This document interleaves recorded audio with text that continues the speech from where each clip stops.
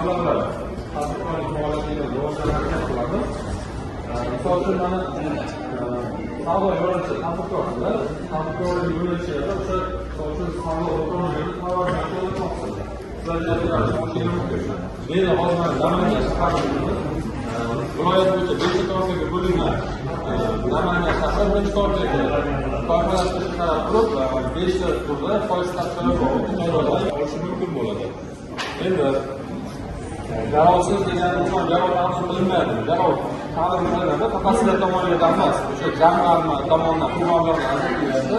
Jamg'arma garov depoziti va o'sha to'g'rilangan foizini sudda bunda ham sizlarga hech qanday bu bo'yicha qo'shimcha to'lov qiladigan to'lovlar bo'lmaydi.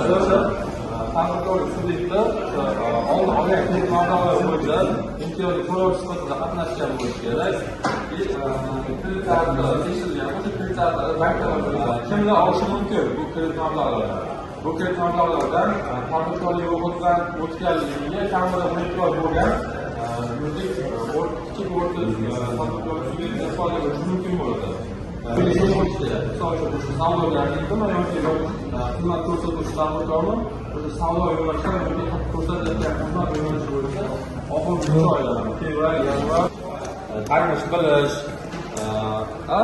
qo'shni deganda o'zini tadbirkor tanishlari bo'lishi mumkin. Shu qizlardan 5 kishini tanishi shu orqali sizlar orqali foydalana boshlashlari mumkin bo'ladi.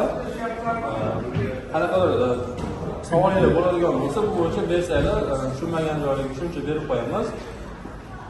Qolganda endi mana yana jismoniy shaxslarga ham mana bu yerdagi jismoniy shaxslar bo'lgansa jismoniy shaxslarga ham xuddi shu yo'nalishda jismoniy shaxslar uchun chiqarilgan imtiyozli kreditlarimiz borki, qo'shimcha boshqa o'zimizda tijoriy kredit mablag'larimiz bor. Qulay ravishda ularni ham hammasini qisqa joylarda yana to'liq qo'shimcha sizlarga tushuntirib berishimiz mumkin.